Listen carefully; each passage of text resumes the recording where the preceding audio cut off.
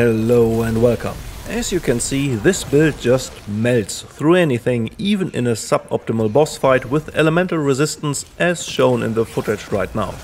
This video will quickly break down the core elements, no pun intended, of the build to make it work. Link to the Remnant 2 wiki where you can find how to get all items mentioned in this video is down below in the description. Originally I just wanted to do a Monolith build because I really like the latest DLC weapon, but then it came together as an overall elemental focused build.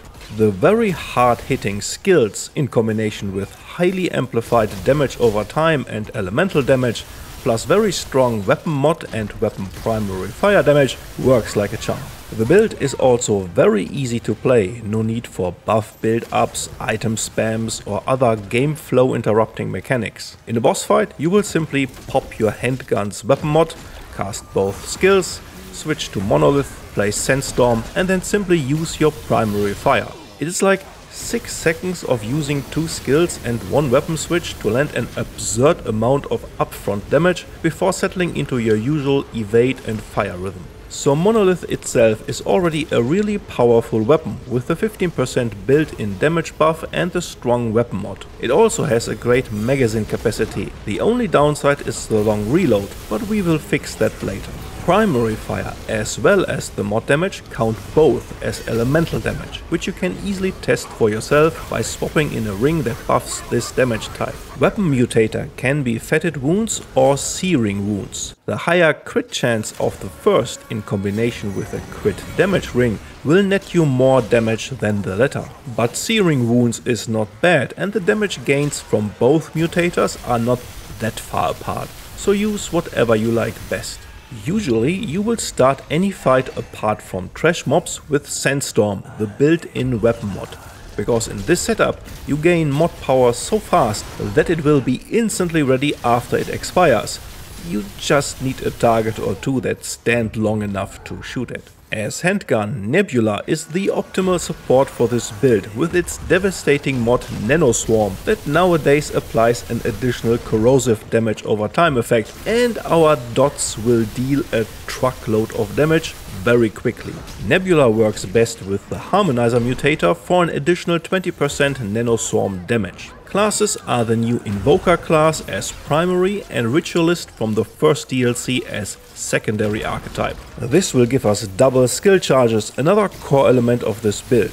The Invoker will boost elemental damage of damage over time effects, weapon mods and both weapon primary fires by 30%. The Ritualist adds another 25% damage on top, and we have a combined 10% crit chance buff from both classes for most of our damage. We also gain some nice but not crucial utility and minor damage reduction from those classes, as well as extended skill and status effect duration from the archetype traits. As skills Wave of Kaula and Miasma with 2 charges each, and especially Miasma on a very short cooldown, are now core elements of your rotation. Both will hit incredible hard. You can clean up multiple trash mobs in your surrounding with just one of the 2 skills, preserving charges for elite encounters, aberrations and bosses.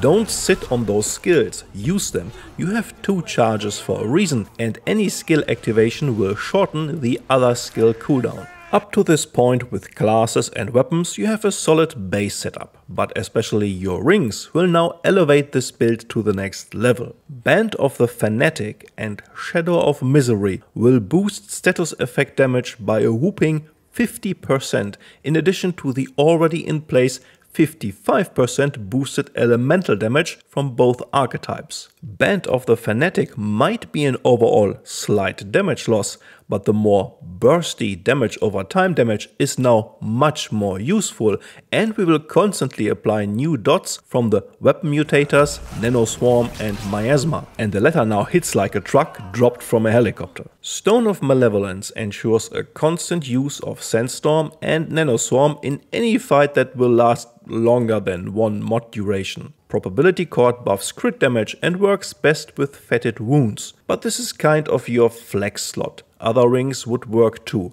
The first 3 are mandatory for this build. As Amulet you want the good old Gunslinger charm. Why no other? Because fire rate works as a damage multiplier for Monolith. Imagine any synergy we already applied to buff the elemental damage, and this is now multiplied by the fire rate, which makes it much more impactful as, say, another flat 15% damage boost. It also fixes the one downside of our long gun, the slow reload speed. The 25% decreased reload speed works wonders. Mandatory Relic Fragment is 10% elemental damage. In addition, I prefer more crit damage and a higher crit chance, but those two are again flex slots. Anything goes, whatever serves you best. If you struggle with survivability, here you have two nice options for more damage reduction. Relic Heart itself is whatever you want. The core traits you should use for this build are Fleshcaster, because you will use skills and mods constantly, Vigor, and Spirit as usual. Expertise for an additional 20% skill cooldown reduction, and I would also call Fortify mandatory. It is the best bang for your buck damage reduction we have. Apart from those, go with anything that fits your playstyle. More the dodgy type, use Fitness and Untouchable. Like passive healing, use Regrowth and Triage. More the tanky type, how about Bark Skin and Strong Back? Or use any combination of those traits. Anything beyond this point is optional. Pick any armor combination you like and which fits your traits.